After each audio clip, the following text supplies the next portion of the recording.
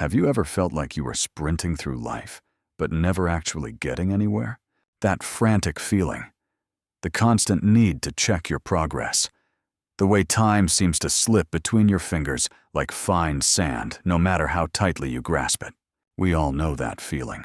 It is the modern human condition. We are obsessed with the tick, tick, tick. Today we are going to talk about Elias Thorne, an ambitious young man who learned a profound lesson from a timepiece that refused to hurry. While we listen to the story, we will also learn some new words like soliloquy, frugality, and momentum. Elias Thorne was an architect in his late 20s, operating out of a bright, if slightly too small office in downtown Boston. He was brilliant. He was driven. He was, fundamentally, miserable. Elias lived by the stopwatch. He tracked every minute of every day, mentally allocating 300 seconds to this email, 450 seconds to that conceptual sketch. He believed that absolute control over the small increments of time guaranteed success. His desk was immaculate, his schedule was color-coded, and his anxiety level was perpetually high. He measured progress in micro-bursts, constantly checking if he had used the last 60 seconds efficiently enough. If he wasted a minute, he felt physically ill. This obsession made his work brittle. His designs were technically perfect, but they lacked soul. They felt rushed, anxious, and overcomplicated, mirroring his own mind. Elias spent months preparing for the pitch of his career, the Henderson Tower project. It was a massive urban renewal plan, potentially worth millions of dollars in future contracts. He pulled 7 straight all-nighters. He clocked exactly 53,820 seconds of pure, unbroken design work in one weekend. He prepared a pitch deck that had 257 slides. He lost the contract. He lost it to Sarah Jennings, a competitor who always seemed effortlessly calm.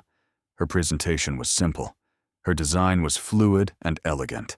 It was a project rooted in patience and long-term vision.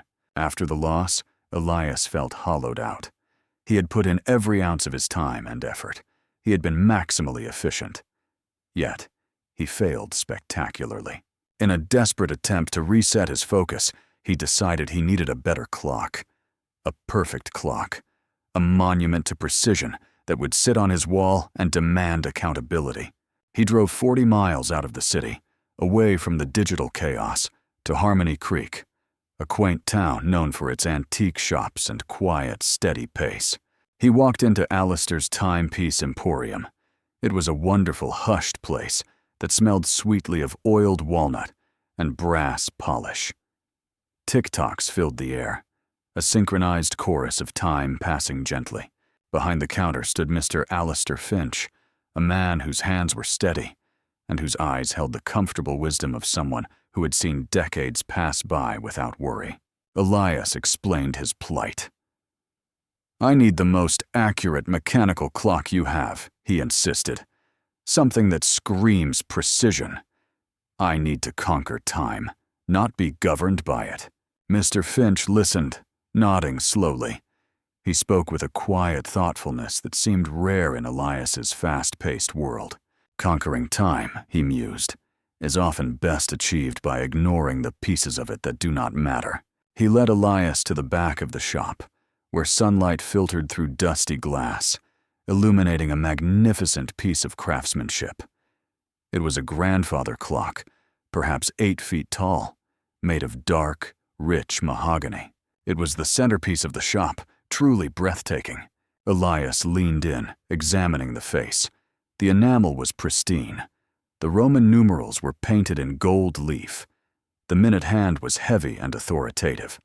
The hour hand moved with graceful certainty, but something was missing. "Where is the second hand?" Elias asked, confused. All master clocks have a sweep second hand, showing that constant, frantic progression. Mr. Finch smiled, a deeply knowing expression. "This clock, young man, was built by my great-grandfather 2 centuries ago. It is called the Steady Watchman. It was designed without a second hand. It never had one, and it never will. Elias was bewildered. How can it be accurate? How do you measure the small, crucial intervals? Mr. Finch gently placed a hand on the mahogany casing. The second hand, Elias, is the symbol of unnecessary anxiety. It represents the noise, the clutter, the panic of time slipping away minute by micro-minute. It is the ticking that drives men mad. Think about it. The second hand demands constant attention. It forces a continuous soliloquy of self-criticism. Did I use those 300 seconds wisely? Was that last 60-second chunk productive? It tracks motion, yes, but not necessarily momentum. He pointed to the heavy minute hand. This hand moves with purpose. It marks the major steps. It shows the commitment of 10 minutes, 20 minutes, an hour of dedicated focus. It refuses to acknowledge the frantic movement of the little fractions. The second hand makes us feel pressured. It encourages us to sacrifice quality for speed.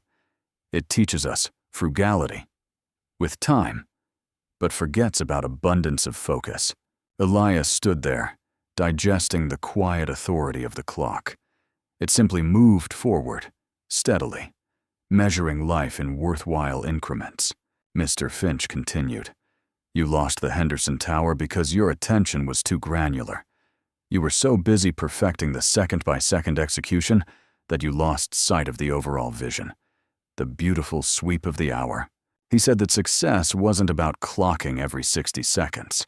It was about committing the next 2 hours to deep, undisturbed work.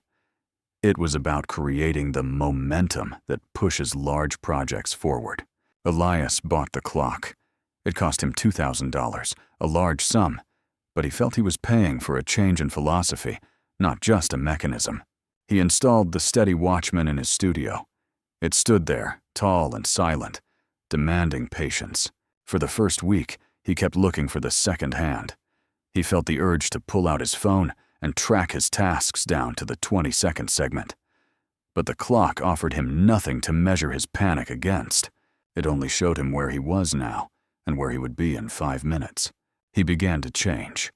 When he worked on a sketch, he didn't give it 120 seconds. He gave it the next 30 minutes. He allowed his ideas room to breathe and mature. He stopped checking email every minute. He designated blocks of time, marked by the heavy sweep of the minute hand, for focused work only. His anxiety eased. His work became more confident, more expansive, and surprisingly, faster in the long run. He was moving with momentum, not just motion. A few months later, Elias won the contract for the riverfront revitalization. It was an even larger project than the Henderson Tower. He won because his design wasn't just efficient, it was patient, thoughtful, and enduring. He realized that focusing on the seconds had blinded him to the hours. The lesson of the steady watchman is timeless, though it refuses to track the ticks. We often confuse motion with progress. We measure our dedication by how frantically we are moving, rather than by how much meaningful ground we are covering.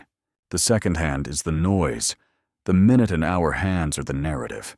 If you find yourself overwhelmed, step back. Stop measuring your day in 50-second increments. Focus on the larger, more meaningful blocks of time. Stop worrying about the frantic tick, tick, tick of the immediate.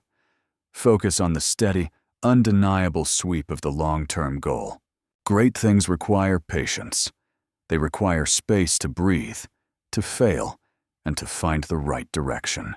As the saying goes, patience is not simply the ability to wait. It is how we behave while we are waiting. Elias learned that true efficiency is found in focus, not in speed. I'll be back again with another inspiring story. Till then, be patient, be thankful, and keep moving forward in life.